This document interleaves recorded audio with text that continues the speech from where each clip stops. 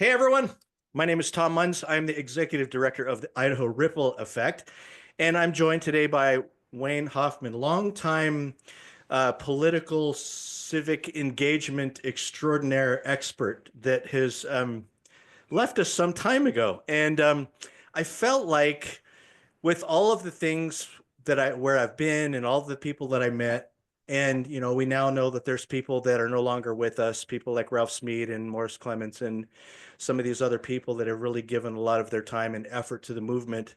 I didn't want another day to go by without having some sort of record of my friends that have helped me become who I am. Um, and to make sure that people understand who they are and what was going on during the movement at the time, how they got where they are, and things like that. So, Wayne, I just really appreciate you joining me today. And I just really appreciate it. It's a pleasure. Thank you. So, this is going to be a non-confrontation interview. I just want people to understand who Wayne is. So, you can either take the ball and run with it. You can stop, and I'll just ask you questions. But I think it's important for us to be able to get a really good idea of where people came from. So, Wayne, things like, were you born here in Idaho? I would. What an interesting question.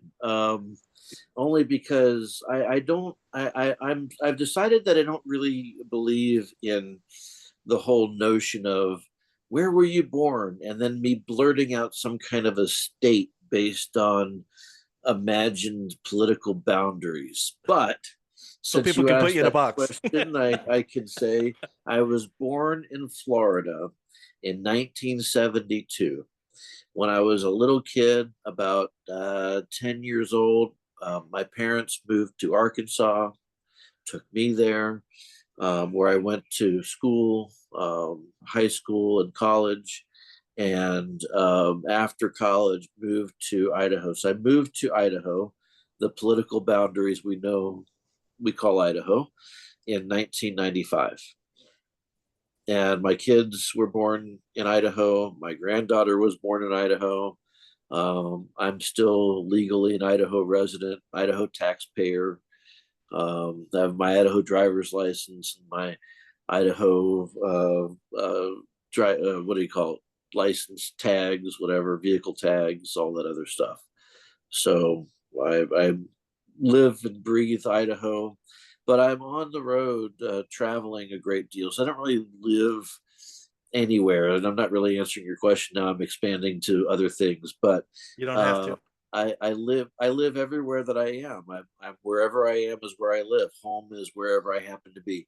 Right now, I'm in Eastern Washington, where I own a farm that my daughter, her boyfriend, and my granddaughter live, and I'm here on occasion.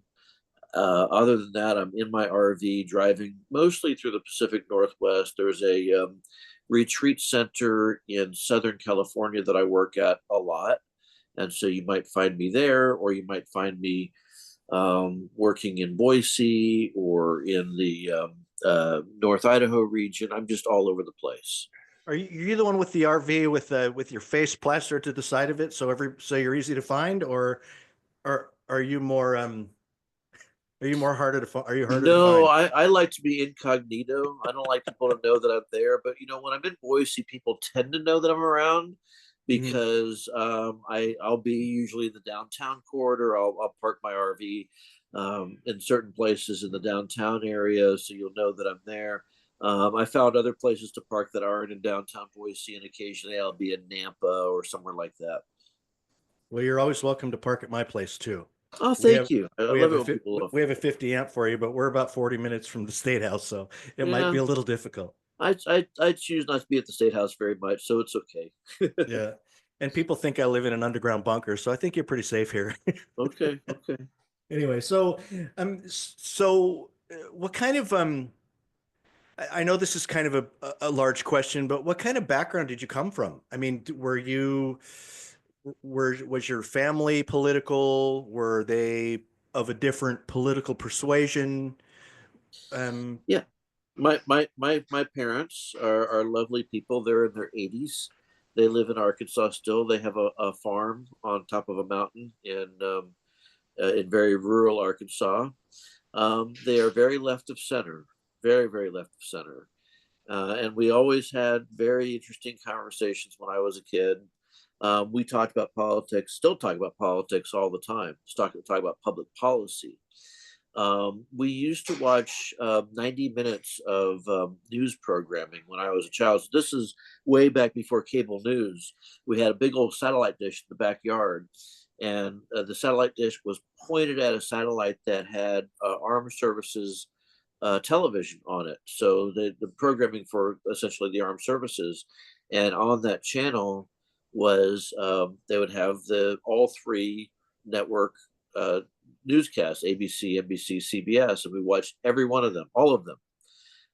Dan Rather, Peter Jennings, I Tom remember. Brokaw. We watched all those people, and we would talk about the things that went on. So I was very, very much in tune with what was going on in the world. I knew what was happening, and in my early years, my teenage years, I there was a there was a radio station on my high school campus. Talk about wasteful government spending and all that other stuff. But there was a radio station on the campus of my high school, and from there I learned how to run a radio station. You know, from turning the transmitter on in the morning to calling. We called it queuing up records. The kids wouldn't know what that means. Basically, you set the record on the turntable so that when you press the on button, it would play the next song without there being any gap, Yeah. that kind of thing. And part of my duties was news gathering. I would read the news and gather the news. And then I started working for commercial radio stations when I was still a teenager, still in high school, as a news reporter, as a disc Wow. jockey and a news reporter. Wow. And so, and in fact, just kind of give you an idea of how ingrained that was. Yeah, I covered, the latest vehicle accident and the latest murder and all those other things. But I covered politics. I covered public policy. Early '90s. I'm sorry, yeah, late '80s, early '90s. I covered the 1990 Arkansas governor's race with Bill Clinton, and I think his name was Sheffield Nelson.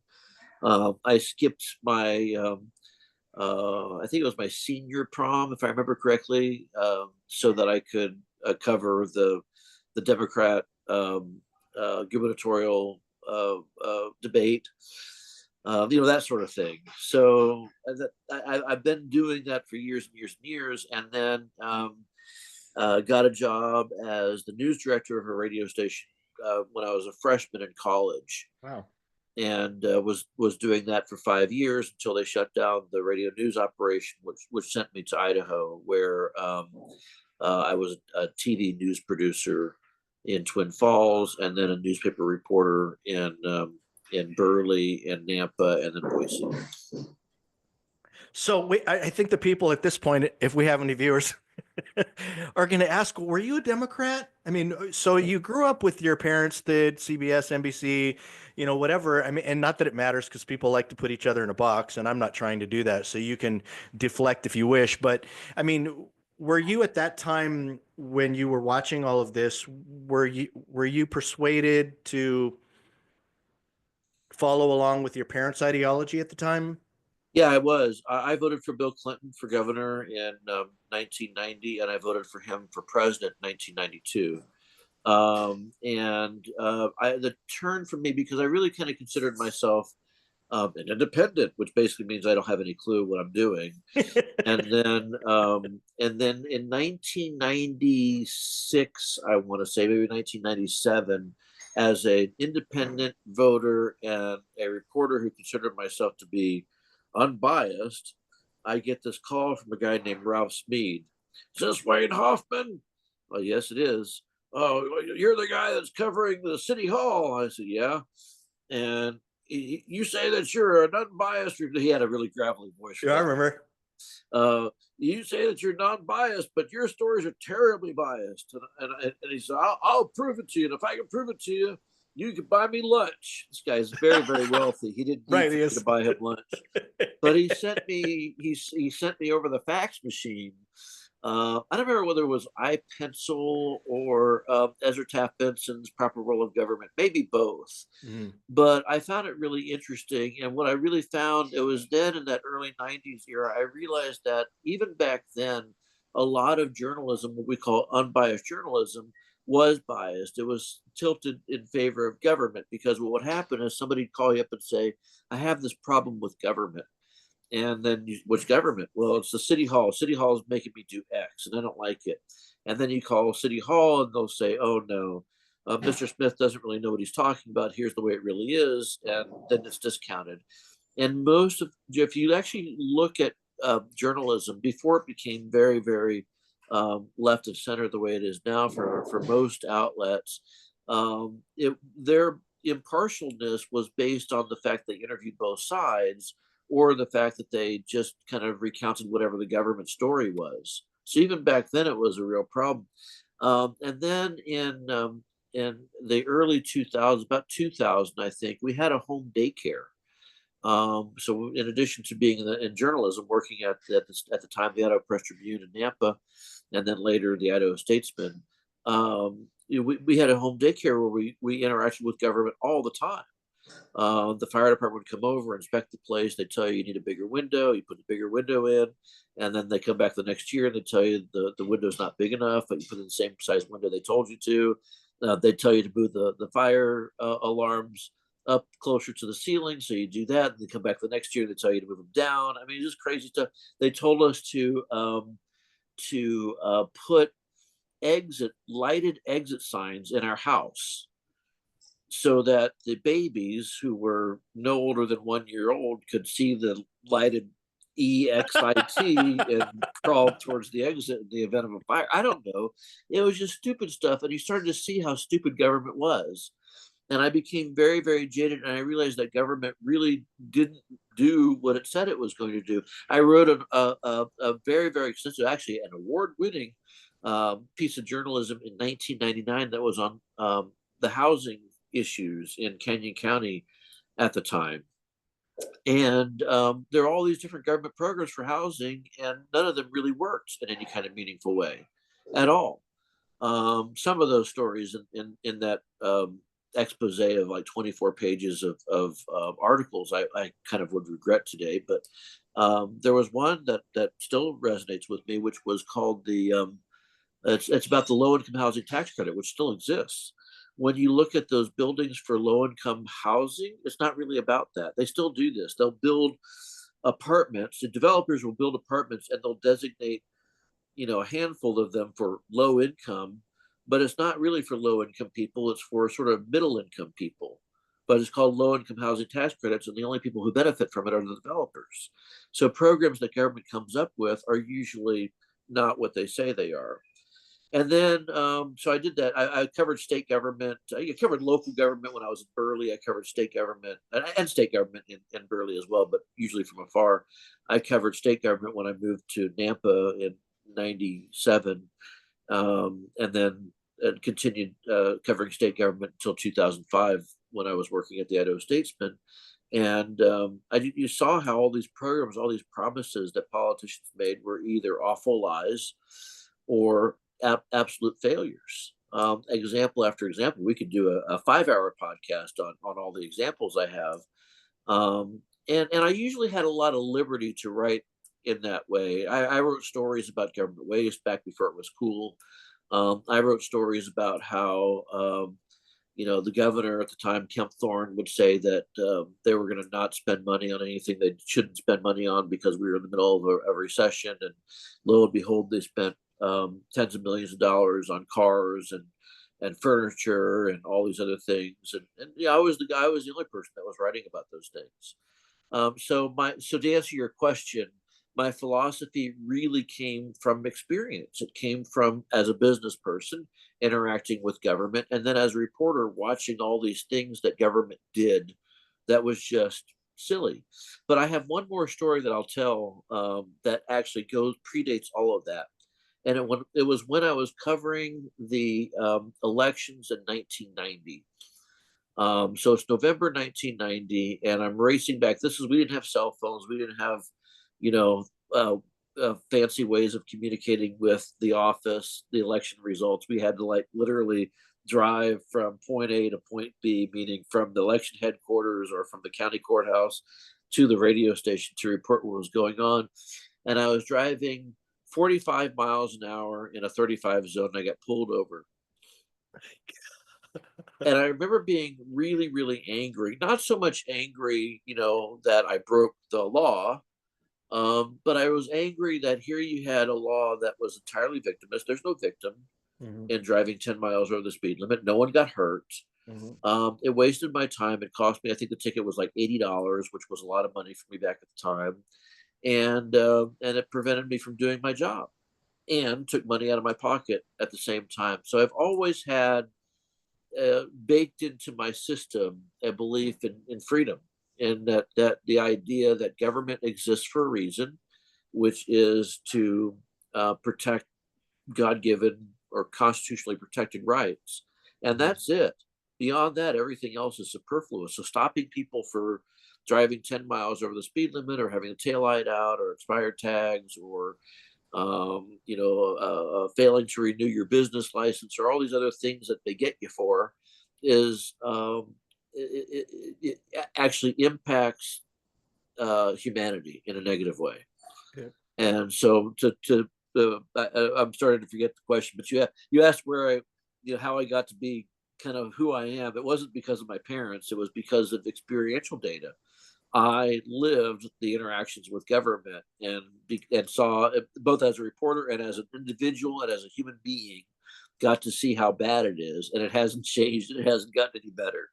Well, that's the meat of the whole thing, regardless of the question. It was just the questions are more of a lead in anyway, just to be able to kind of understand, where your head is. Because I know that I've known you a long time, and I'm always encouraged and stuff by the things that you say, and it's fun to be able to try to measure up my positions to yours to be able to see, if we agree or not. Of course, I don't outwardly say that except for once or twice or whatever, but it's just important to be able to understand what motivates people, because a lot of it for me is trying to figure out how to reach out to people. So when I was engaged before, civically engaged before, and then when I started working with the John Birch Society, one of the things that I kept seeing was, Tom, how do you do it? And I'm sure you got the question all the time, is how did you get to where you are? And the answer for me is not hard. People are affected by something. They decide they don't want to be affected by it anymore. And they decide that if it's worthy of them to make the change, they're going to make the change, right? I mean, are you any different in that regard where you started seeing what was going on and all of a sudden was that what propelled you to do the things that you did early on and after that? Well, I was always really intrigued by how laws affect people. Mm. And I was personally affected by laws in a lot of different ways, whether it was getting a speeding ticket. And I know Marty Treelhouse at the Lewiston Tribune wrote an article actually at one time talking about all the various traffic infractions that I had, which was funny because apparently I have no use for following laws. Um, but I was very intrigued by the idea that um, with a stroke of a pen, you can either eliminate words from a law or add words to a law, and how that affected people. And I was also very intrigued by how every day at the state legislature was like 15 city council meetings all taking place at one time. You got your pick your thing to go watch that day. It's the Health and Welfare Committee on the Senate side, the Local Government Committee on the House side, the Education Committee. Then you got the floor debates or the Budget Committee. They're all meeting and they're all deciding all these things. And I was really intrigued by that. And I was very attracted to the personal stories of people who thought that there was something wrong in law and wanted to do something about to fix it. And those are the stories that attracted me, and I thought meant something at the time, and it did. It really did until COVID, which we can get into. But I always found, I remember in 1999 there was this woman named Barbara Deal. And her, I don't know if you remember this story. Maybe some of the viewers, if you have any, will. Sorry, that was just following up on your joke from earlier. I know it's Um, fun. yeah, some of your viewers might remember. It was 1999, and the woman came, and her daughter had died. Her name was Barbara Deal. She came to me in 1998, and she said she was very frustrated because she couldn't get a protection order against her daughter's boyfriend, and she ended up dying in a car accident near, I think it was either Soda Springs or Lava Hot Springs, one of the two. I think maybe it was Soda Springs. So she went to the legislature and she lobbied for a law change, and she was there every single day. Every single day, Barbara was going from House to Senate, doing all the things to advocate for her daughter, her dead daughter, and to change the law. And I wrote stories about that, and the what became Cassie's Law, "Beware of Laws Named After People." P.S. Mhm. Um, passed into law in 1999, and or 2000. I don't remember which, but anyway, it was intriguing to watch that, and I've watched that over and over and over again. And I've seen that happen for better or and for worse. Um, Now I think that the problems are so much bigger. I'm intrigued more by the macro elements of that. So it's not, for me, it's not about eliminating a regulation or lowering a tax. It's ending the whole thing, burning it down, if you will. Because what you have is you have government actually deliberately, I think, impacting the ability of humanity to flourish. And so that started intriguing me more than anything else, is look at all the different ways in which government really keeps humanity, it essentially keeps its boot on the neck of humans. And One of the most sorry, hold your thought, but one of the most intriguing things, I guess, to me, and I don't know, I do a lot of thinking, I guess, which is why I had so many videos of me in my car. They wondered if I had a house. But I'd be driving on the road all the time, and I would see people traveling during, 10 o'clock, it's 80 plus miles an hour on the freeway, and I'm like, this is freedom, baby. No ISP, nobody to be found. And then on the days that ISP exists, you have everybody that has their freedom completely impeded. And for me, it didn't take anything more for me than looking at that scenario when they're not there, when the government's presence is there, and when the government presence is not there, to be able to plainly see how we react to government and how we react to the people and what the result of that is. Right? well, but Tom, I would disagree with you. Well, I know. Well, that's good. That's I good. mean, not in a very harsh way. Right. The government's always there. Right. The government's always there. If you leave your house without your driver's license, you're in effect in violation of law. Yeah, that's And so true. you're always, it is the elf on the shelf. It's always around. And the challenge that you have is that there aren't any areas where that's not true. It used to be that government's interaction with the populace in the United States was mailing a letter via the U.S. Post Office, and gosh, I don't even know what else. Maybe being on a road that the government built, although some of the roads and some of the ferries were privately built.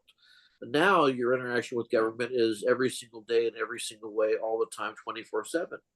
I, Go anywhere, do anything, and try not to have an interaction with the government. It's there. It's ever present. I guess I should have said visible presence because it was just such a stark reality for me in seeing that. Anyway, it doesn't matter. But see, to Um, me, to me, it is a continued visible presence. yeah. It's visible everywhere you go. I'll give you a great example.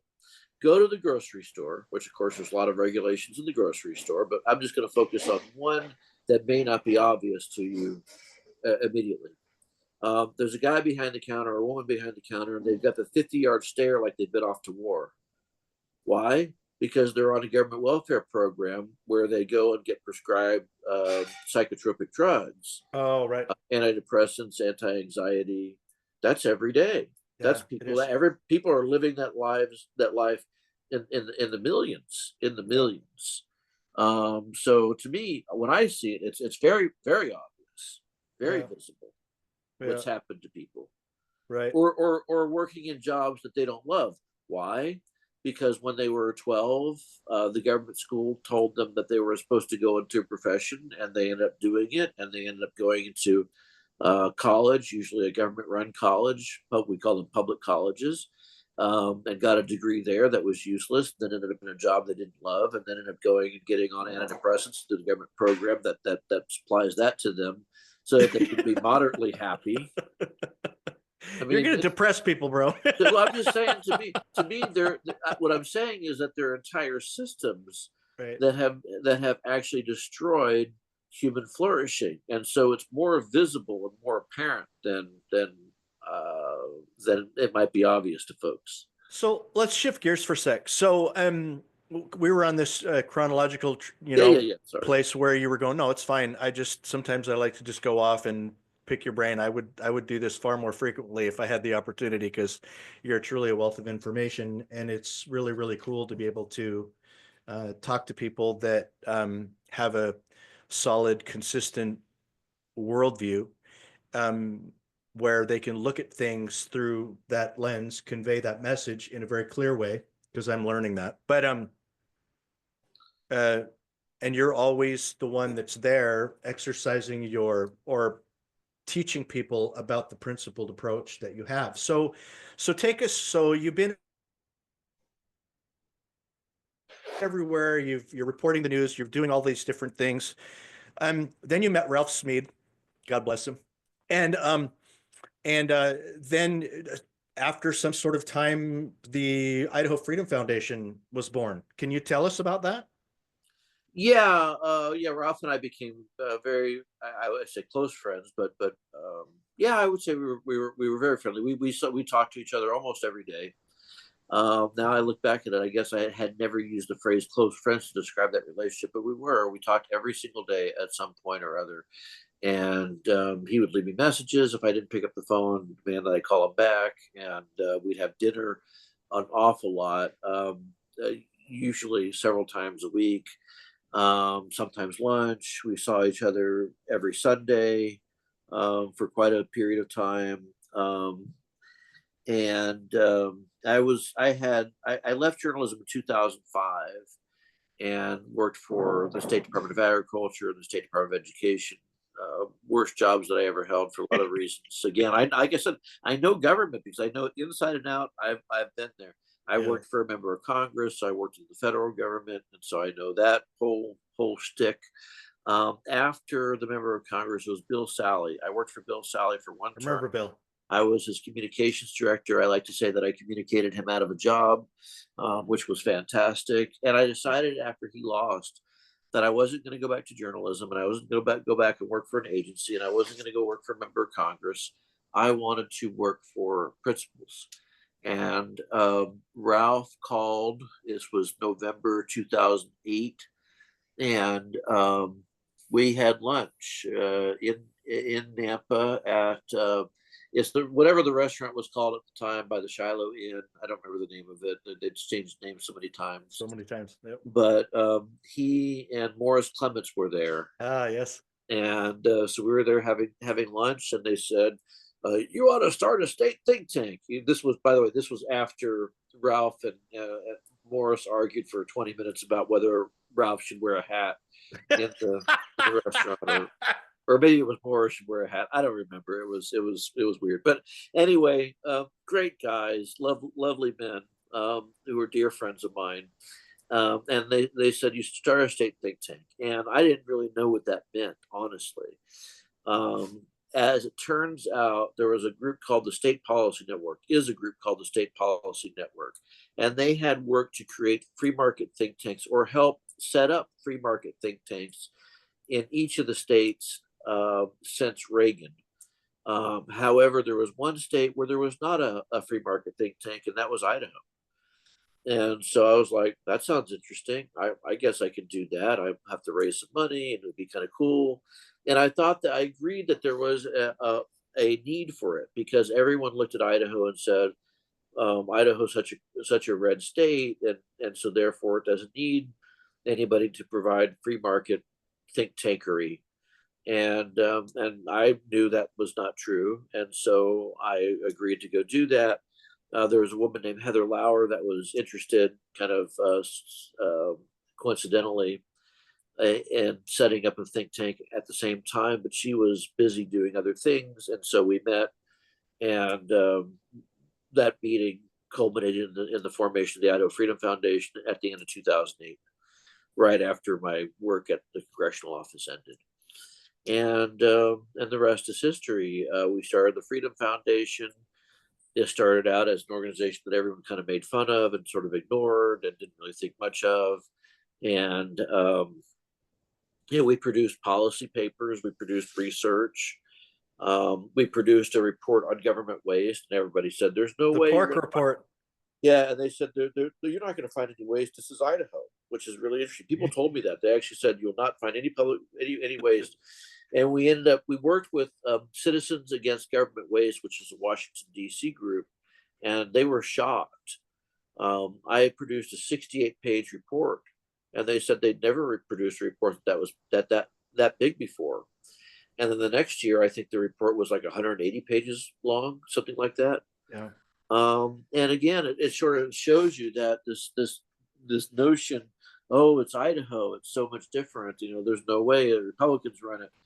No, it's government.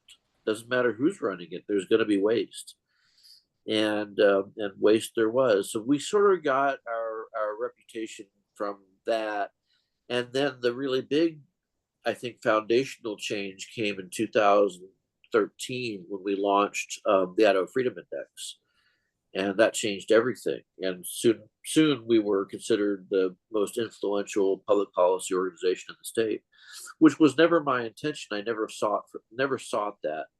All I really wanted to do was change the I won't say political, but policy trajectory of the state. Yeah. I wanted the state to be more about truly getting government out of the way. What you call limited government, but I don't really like that term, which we could talk about, because limited means something different for everybody. I just want I'd rather subscribe to the fellow who runs Americans for Tax Reform, whose name escapes me. I can picture him, but I can't think of his name all of a sudden. But he says he wants government to be small enough you can drown it in a bathtub. Mm. And I like that. Yeah. And we Yeah. don't really have that. You have so much government everywhere you look. It's just so bad. So we changed the direct trajectory of the state because people stopped saying it really. What would happen is people would run for office and they would say, I'm a conservative. Oh, Yeah. okay. Well, tell me how you're conservative. Well, I'm Yeah. pro-life, I'm pro Second Amendment, and I Progressive. want lower taxes. Okay, that those sound good, but you don't really ask what that means or anything beyond that, and so you end up with these folks that the most they would do is do something on abortion every year. Well, it doesn't matter what they did; they would do something on abortion, and they put it on their handbill and talk about how pro-life they are, and they'd get elected that way. And we Mm. change the discussion. It's not about abortion. It's about other things. It's the size of the welfare program. It's the number of the taxes that I have to pay, the number of regulations I have to follow, and on you go. And so now you have people that are legitimately more invested in the idea of getting government out of the way, and that's that. Who do you credit that? The Freedom Foundation did that. Not really. The Freedom Foundation exposed people to the reality of that. The people made the change. They did Yes. that. That's important Yeah. to make sure that people know But that. if we hadn't done that, you would just believe the media narrative, which was, oh, it's Republican, so it's conservative. Mhm. So I've always wondered this. I'm very thankful for you choosing this because it was such a unique thing, nothing that I'd ever seen because people were focused on emotional issues. I mean, I began, uh, you know, getting involved in activism, in the pro-life movement. I was waving banners at, Planned Parenthood and all that. I didn't know anything. And then I just realized, yeah, that's not the place for me, and I moved on. But so when you guys became a think tank, did was the word or the phrase think tank synonymous with the financial realm?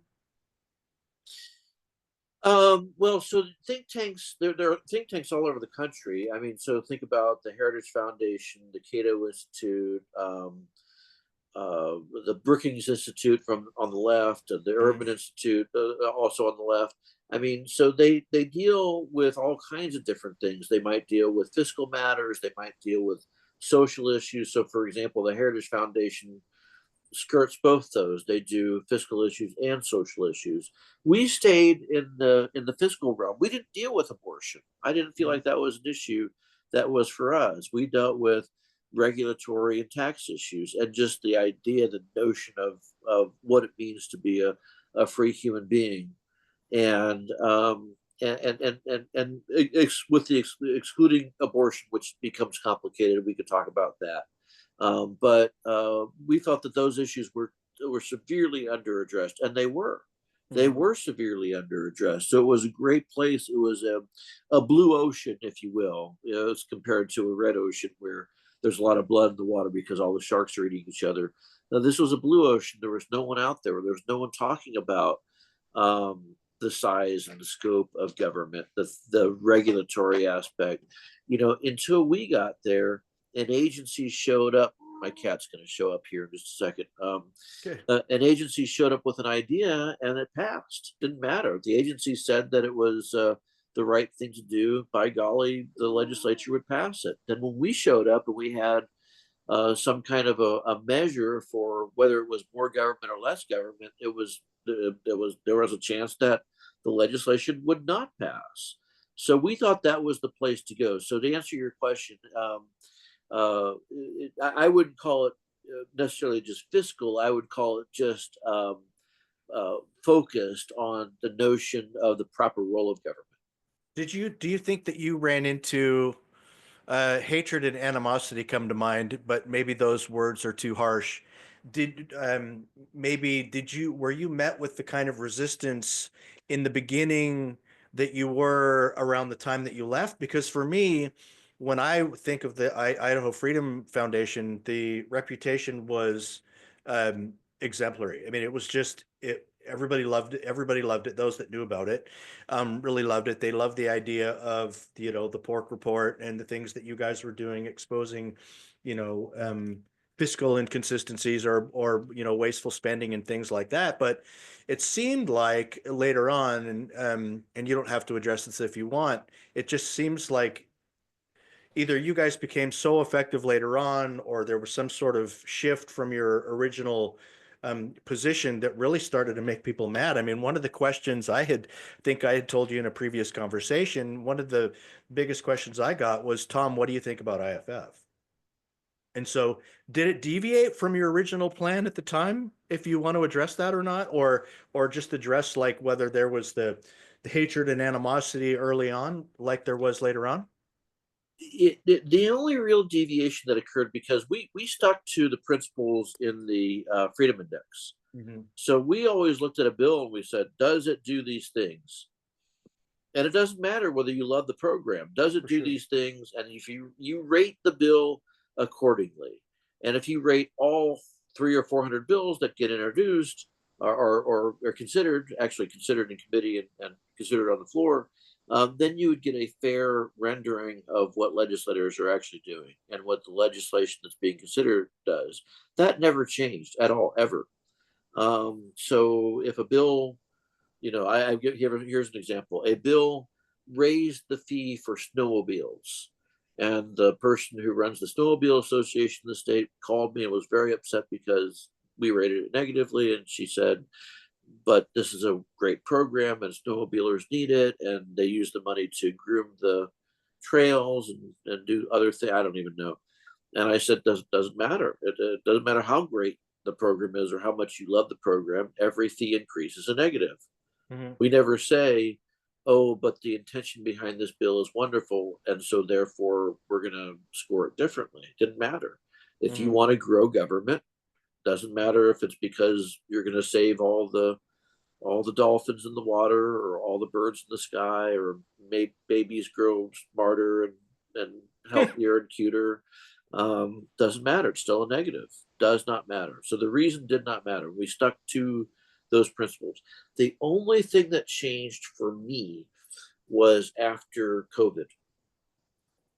After COVID, my focus was less on working outside the Freedom Index on repealing regulations and lowering taxes. I just wanted to end the government programs in Mhm. total. I didn't want to beat. I didn't want to beat around the bush. I didn't want to play with.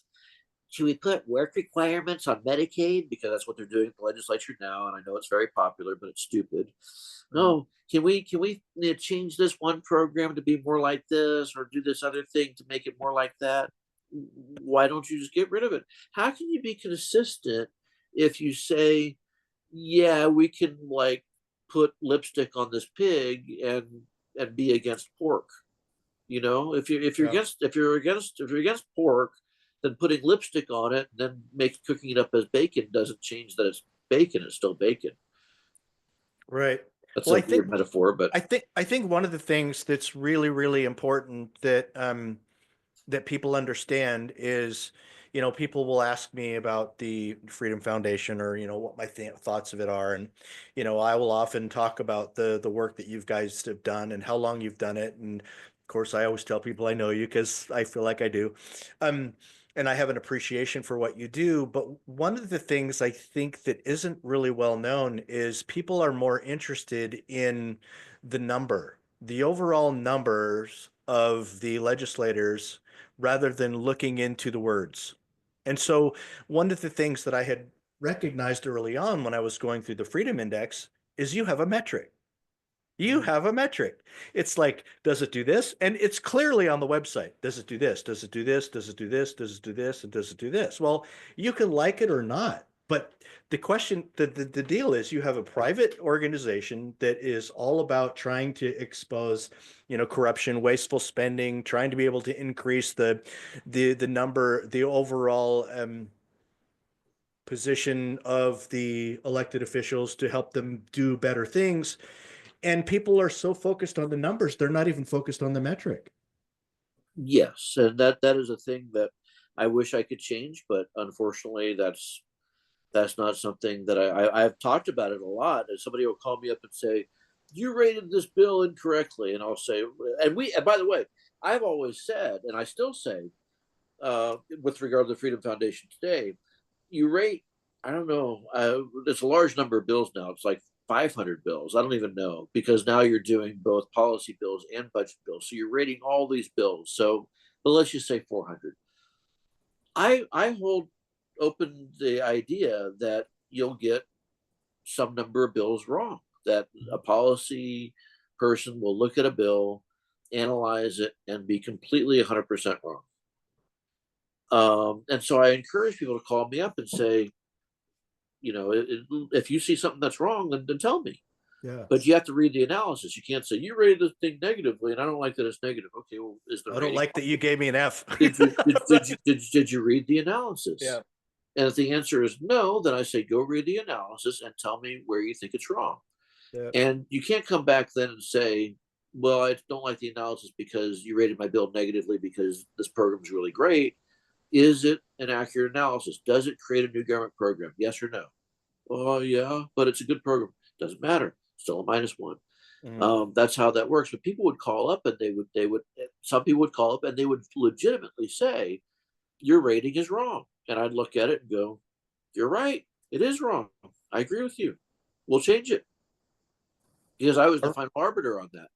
And then people would, and then you wouldn't get praised for that. You'd get criticized. They changed the rating. Something nefarious is going on. No, we think that at the end of the day, you have to be accurate. And if that means going back and fixing mistakes, then you do that. But let's say that we have 4 ratings that are wrong. That's 1% of the bills, Yeah. right? So can you be wrong 1% of the time and still have a pretty good metric? I It's think so. pretty And good so that track record. I tried. I always held open the idea that we'd have something wrong that somebody could draw our attention to, and that we'd have some that were wrong that no one would draw our attention to, and we'd still have a pretty damn good metric. Yeah. Well, and what's really interesting for me is that, you have a free people, right? People should be able to do what they want, whatever, as long as they Yeah, don't, violate the liberty of other people. And here you are, a successful, organization that doesn't take any government, money or whatever. Um, but here you have people that are vehemently, outwardly vocal about their dislike for you. And the funny thing is why do they care so much? And the only answer I can come up with is they realize the kind of who you are, they realize the kind of support you have, and it really agitates them because of the fact that you had such a great following. Am I right in that? I don't know. Why don't they ignore you? Right? People have their reasons for disliking the organization. I think the real reason why people don't like the Freedom Foundation is because of how um, very focused we were on the idea that government should be small, and that there are aspects of the government that should not exist at all. And we point those out. We talk about those. I have said, I've been very open. The government should not be in the education business. Well, guess what? That's very scary to people who grew up with public schools. What do you mean? Where are our kids going to get educated? You just want everybody to be dumb? No, I think the education system's terrible. Here's my data that shows that half the kids, and this is very consistent, half the kids who graduate public schools in America can't read, write, do math, understand history at a basic level. Yeah. That's not me making that up. That's reality. Yeah. So, I mean, is it fair to take people and put them in a system and make them believe that somehow they're getting something that they're really not? I don't think so. So, I've been very vocal about that. And the government welfare program, is it fair to take people and give them, oh, I'd be dead if not for Medicaid? Okay, would you really? Or maybe you would be in a better position without it because your neighbors would actually care about your well being instead of you being pushed out onto a system where you just kind of go away. Yeah, we don't have to worry about Jane down the road because she's on some program.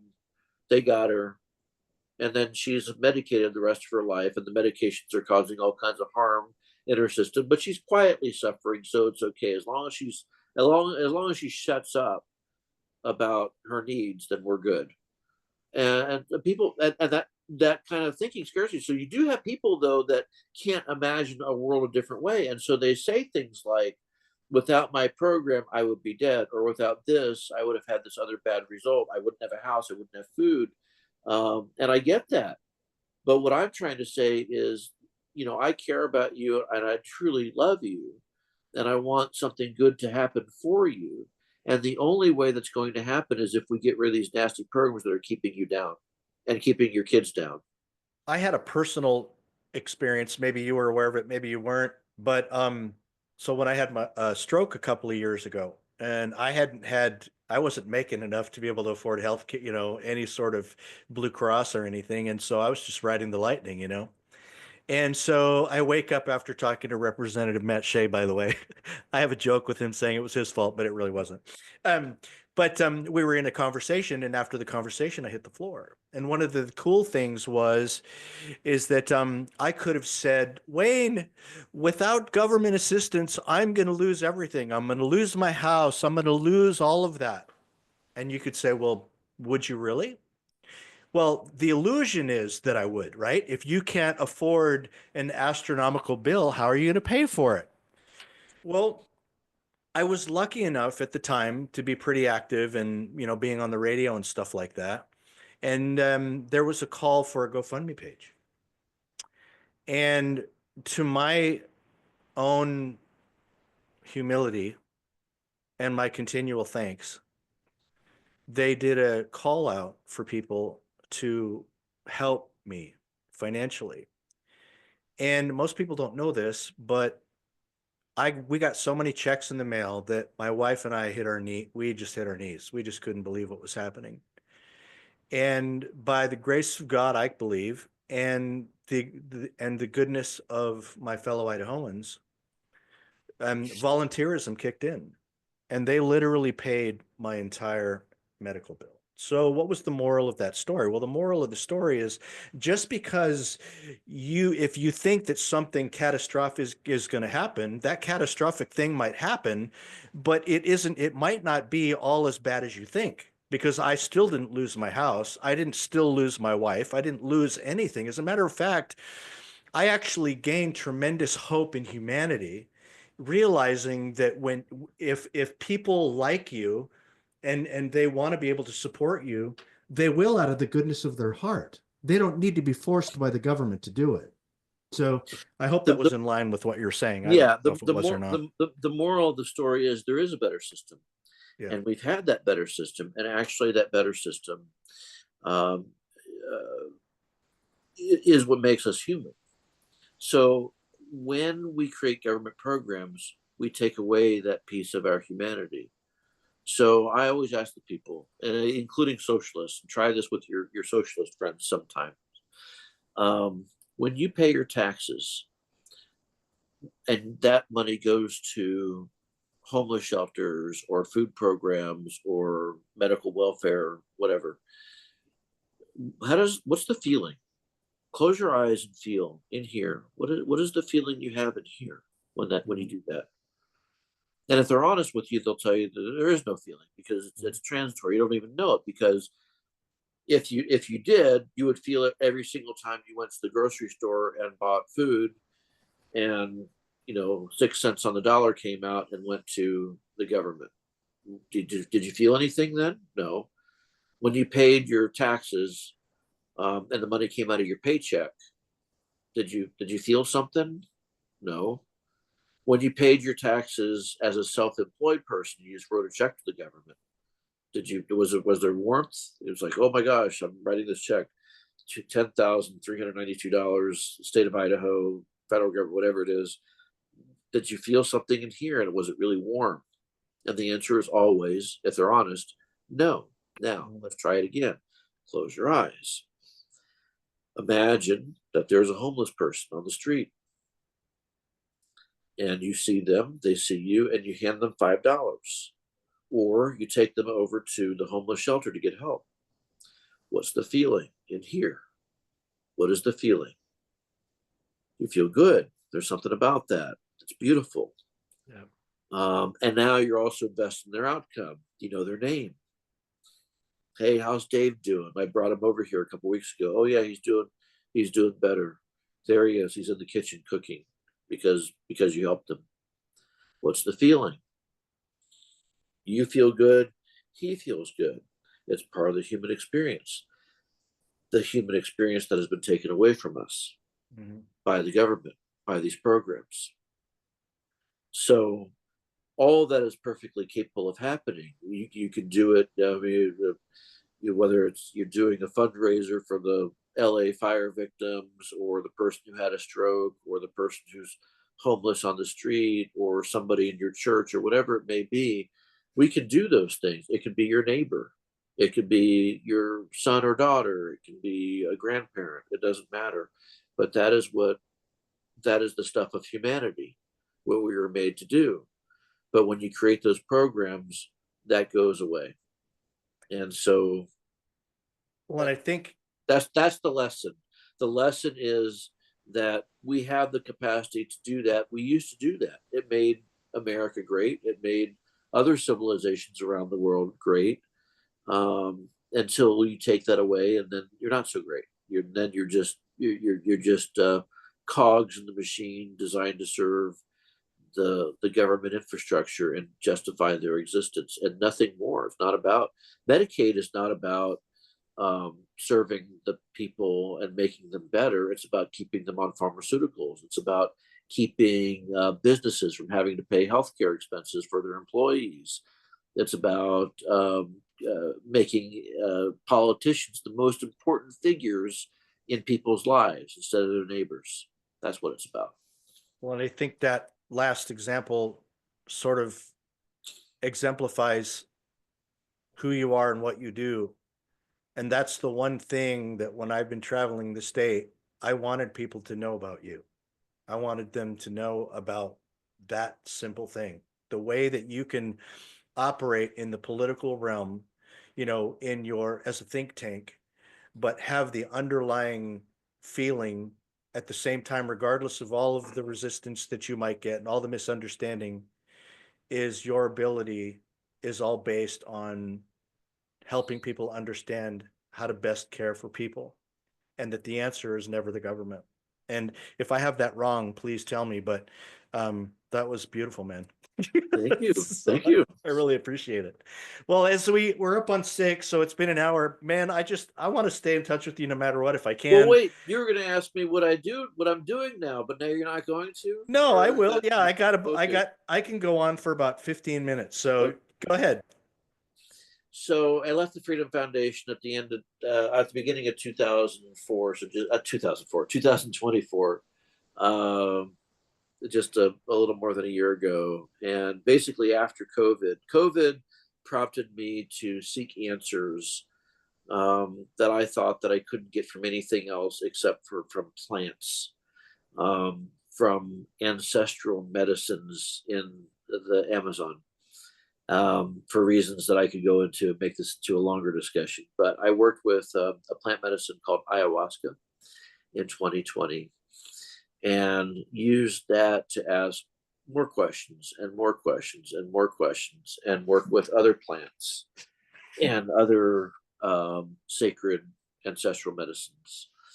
And in the course of that, realized that my desire to help people heal, usually from the traumas created by government. Quite honestly, some of it is beyond that. Some of it is usually at the end of the day, government plays some kind of a role in a lot of it. It could be sending people off to war. It could be putting people in marriages they should never have been in. It could be people addicted to drugs, porn, pharmaceuticals, all kinds of different things. I help people with those. I help people heal, and it's not me healing them. I just hold the space. There's a lot of stuff that I do in the space, in the serving of the medicine, but in that facilitation, in the span of a weekend, I can take people from being very low and having not a lot of um, personal value, or feeling as if there's not much reason to be alive, to feeling as if they have something to offer the world and get them back to their highest purpose. That's what I do. Do you want to go into any specifics, or should we just save that for a different time? I mean, beyond that, I mean, the medicines that I work with are, found in South America. Most of them are drinkable. They're vines. They're leaves that form into a brew. I work with a toad that the venom is extracted and from the toad gently, kindly, and inhaled, smoked. And the healing that comes from these experiences has been incredible. I've seen people who they're no longer feeling depressed, they're no longer feeling listless, they're no longer feeling as if they have no reason to be alive. People who've ended their addictions, Wow. people who have renewed their connection to spouses or sons or daughters, people who have healed old wounds. Uh, Wow. so it's been truly beautiful. It's been a blessing. That's what I do. That's what I have a lot of love for that, and have a lot of love for humanity as a result of that work. Well, you had result. You could tell through me talking to you that you've had a love for people the whole way through. It's just that you're misunderstood, as we commonly are in the political realm, and all of that. And trying to be able to bring truth to that is something I think that we've both been after. So I have to ask you though, with as you move through your involvement and all the things that you've done, did you know about this before you left IFF? Did I know about what? Of the your healing medicines and all that kind of stuff? Or how did you find out about it? and, Uh, and and desire enough to get involved in it. yeah, somebody just told me about it in 20. Look, I mean, I was late to the drug situation. I mean, I didn't use cannabis until I was 40. And that was the result of a breakup. And I was very depressed. And I went on an antidepressant. And a friend of mine said, Why are you on an antidepressant? It's going to screw up with your brain." And sure, it was. Yep. And so I used cannabis to get through that. And then I broke my arm in 2013 and used that instead of Percocet. They prescribed Percocet to me. I took one of those, and I'm like, my gosh, this is terrible. I'm going to be so Terrible. addicted. Yeah. Took one of those and stopped, and used cannabis for the pain. And so I find cannabis is a very good healing medicine. And so when 2020 came and I was like, oh my gosh, this whole COVID thing's going on, and I'm just not even sure people have given up their freedoms without just by somebody telling them to. It's like, stay Yeah. home. Okay, I'll go do that. Oh, I can't go to work and earn money, and I can't go and deliver products to my customers. All right, well, you told me to. And so I'm like, oh my gosh, been fighting for freedom my whole life, and people just gave up on it. I'm like, I need answers. And I went to ayahuasca and asked the question, "What am I doing?" And she gave me answers, and then she gave me more questions. So I went back and asked more questions and continued that journey until I healed myself. There was a lot of personal healing that I had to do, and then I went and worked with cactus, that all similar kind of medicine but different properties, and then worked with other things as well, and found that to be very healing. The most healing thing I've ever seen. The most healing things I've ever seen isn't actually even the medicine. It's when you get a group of people, maybe it's three or four, maybe it's 10, maybe it's 20, in a room, and they're all taking this medicine together. They're on individual journeys, but they're all together in a room. Mm. And then after about 4 to 6 to 8 hours, you finish the journey, and they're all sitting around having had an amazing experience, and they're eating, people of all different walks of life, black, white, brown, big, small, old, young. They're all there together having this community. And it's Yeah. the most beautiful thing. And I said, oh, I want to serve that. And I do. Well, I'd sure love to visit when you're in Idaho if I get to. I would be interested in just seeing you and learning a little bit more. As I tie it up here, I'll ask for your last comments, but I have to ask if you're open to it. If people are interested, after they've watched our interview and stuff, if they're interested in connecting with you, is there a way to share information, or Oh, would you? always, Okay. always. I'm easy to find. Actually have a Substack that I want to just tell people about. It's Level Up Humanity, all one word. Leveluphumanity.substack.com. So you can find my writings on there. I still muse about government and human flourishing.